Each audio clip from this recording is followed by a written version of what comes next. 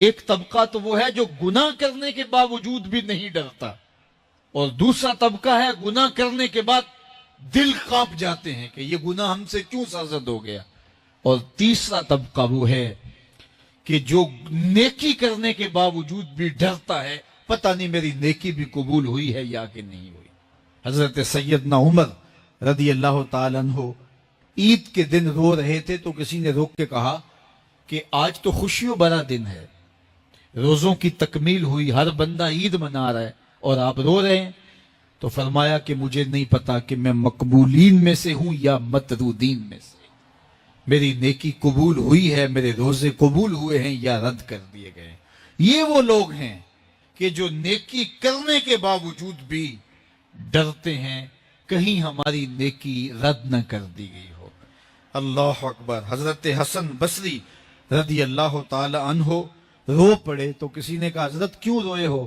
کہا اللہ کی بے نیازی سے ڈر لگتا ہے، کہیں ایسا نہ ہو کہ وہ میرے عمل قبول ہی نہ کرے اور مجھے جہنم میں ڈال دے۔ محض اس کی بے نیازی سے ڈرتے ہوئے حضرت حسن بصری رو پڑے کہ اللہ تعالیٰ جل شانہ بے نیاز ہے، اس کو کوئی پرواہ نہیں ہے، تو کہیں ایسا نہ ہو کہ میرا سب کچھ جو ہے وہ رد کر دیا جائے۔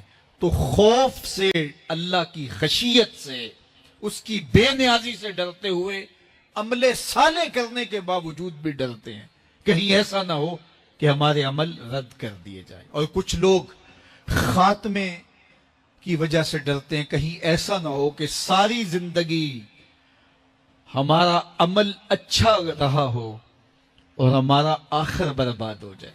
ایسے لوگ بھی ہوتے ہیں کہ جن کے عمل بہت اچھے ہوتے ہیں ساری زندگی، لیکن ان کا آخر ٹھیک نہیں ہوتا۔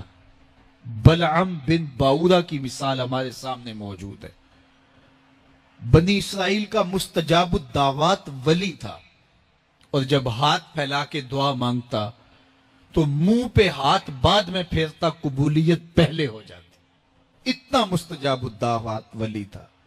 پھر کیا ہوا کہ اللہ کے نبی کے خلاف اس نے ہاتھ اٹھا دیے، عجب میں آ گیا کہ میں اللہ کی بارگاہ میں مقبول ہوں اور میری ہر دعا مان لی جاتی ہے۔ تو پھر کسی کے کہنے پہ وقت کے نبی کے خلاف بد دعا کرنے کے لیے کھڑا ہو گیا، اور جو کہنا چاہ رہا تھا وہ اپنے حق میں نکل گیا، اور پھر زبان اس کی لٹک گئی، زمین چاٹتا تھا، اور قرآن نے کہا مَثَلُهُ كَمَثَلِ الْكَلْبِ، اس کی مثال کتے کی مثال ہے۔